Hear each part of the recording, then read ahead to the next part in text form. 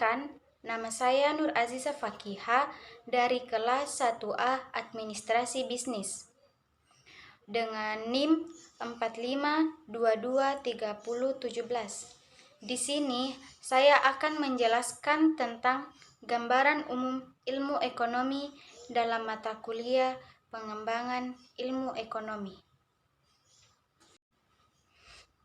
Dalam materi tersebut, kita akan membahas beberapa pokok-pokok pembahasan.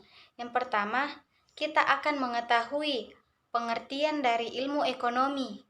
Yang kedua, kita akan mengetahui permasalahan apa saja yang ada di Indonesia. Yang ketiga, kita akan menjelaskan beberapa konsep dasar ilmu ekonomi. Yang selanjutnya, masalah apa saja sih yang ada di ilmu ekonomi? Yang selanjutnya, kita akan mengetahui pembagian-pembagian ilmu ekonomi. Dan terakhir, kita akan mempelajari tentang cabang-cabang ilmu ekonomi. Oke, yang pertama, kita akan mengetahui istilah ilmu ekonomi. Secara etimologis, kata ekonomi berakar dari bahasa Yunani, yakni oikonomia. Istilah dari oikonomia terbentuk dari gabungan dua kata, yaitu oikos yang berarti rumah tangga dan nomos yang berarti peraturan. Oleh karena itu, dari segi bahasa, ilmu ekonomi bisa dimaknai sebagai ilmu yang mempelajari cara manusia memenuhi kebutuhannya dengan sumber daya yang tersedia. Pengertian ilmu ekonomi menurut para ahli. Pengertian ilmu ekonomi menurut Adam Smith yaitu ilmu sistematis yang mempelajari tingkah laku manusia dalam usahanya untuk mengalokasikan sumber daya yang terbatas untuk mencapai tujuan tertentu. Yang selanjutnya, pengertian ilmu ekonomi menurut Abraham Maslow yaitu ilmu yang berguna untuk menyelesaikan berbagai permasalahan hidup manusia. Sedangkan pengertian ilmu ekonomi menurut Richard Gillespie adalah ilmu yang mempelajari tentang upaya pemanfaatan sumber daya yang terbatas dan langkah dalam rangka memenuhi kebutuhan manusia yang jumlahnya tanpa batas. Yang selanjutnya, pengertian ilmu ekonomi. Ilmu ekonomi adalah salah satu bidang ilmu pengetahuan sosial yang mempelajari penentuan pilihan terbaik dari pilihan-pilihan terhadap alokasi pengguna sumber daya yang terbatas secara efisien. Permasalahan ekonomi yang sering terjadi di Indonesia. Indonesia bisa dikatakan mengalami pertumbuhan ekonomi yang cukup pesat. Namun, angka kemiskinan, pengangguran, dan juga ketimpangan sosial juga tergolong cukup tinggi. Pengangguran juga memiliki berbagai dampak terhadap permasalahan ekonomi yang ada di Indonesia. Seperti yang pertama, penurunan pendapatan per kapita. Yang kedua, penurunan pendapatan negara. Jumlah pajak yang masuk berkurang karena angka upah dan gaji masyarakat menurun. Yang ketiga, beban psikologis. Menjadi pengangguran mampu menumbuhkan rasa rendah diri atau minder karena tidak memiliki status pekerjaan yang jelas di masyarakat. Yang terakhir, menimbulkan pengeluaran negara untuk bantuan biaya sosial, termasuk biaya pengadaan, penyuluhan, pelatihan, dan keamanan. Ada kemiskinan juga merupakan permasalahan ekonomi yang ada di Indonesia. Kemiskinan merupakan situasi di mana individu atau suatu rumah tangga mengalami kesulitan dalam memenuhi kebutuhan dasar. Kondisi ini tidak serta-merta akibat dari malas bekerja. Terdapat faktor sosial ekonomi yang melatar belakangi situasi ini. Pada 2021, Badan Pusat Statistika mengatakan bahwa penduduk miskin di Indonesia mencapai 27 juta orang. Angka ini terus meningkat setiap waktunya.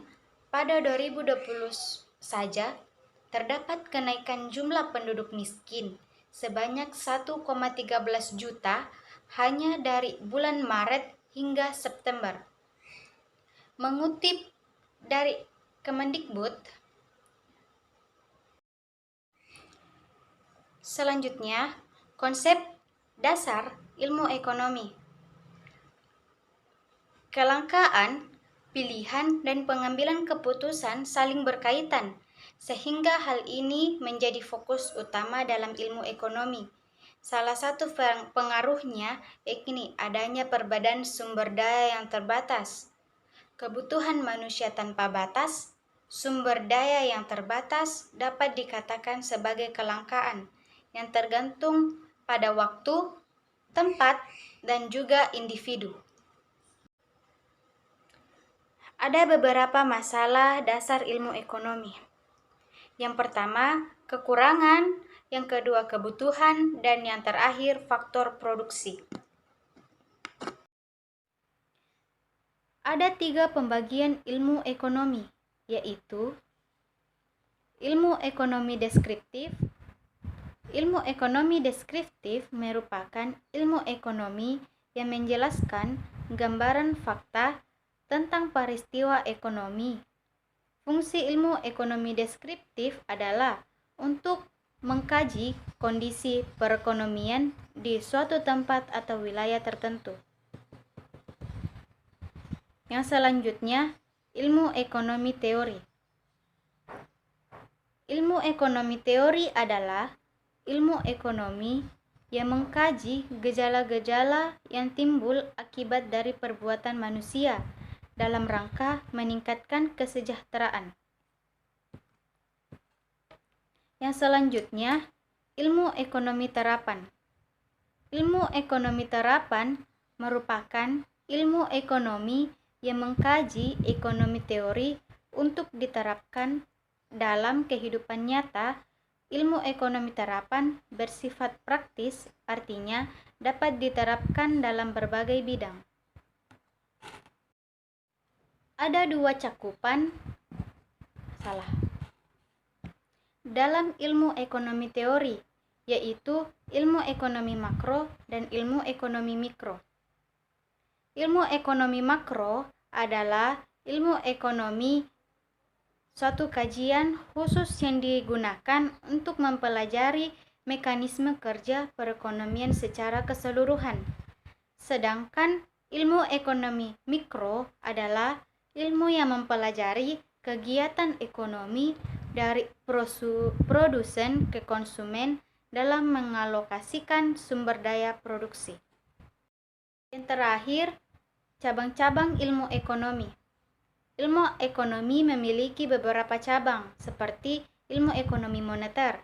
Ilmu ekonomi moneter merupakan ilmu yang membahas tentang uang, perbankan, dan lembaga keuangan lainnya.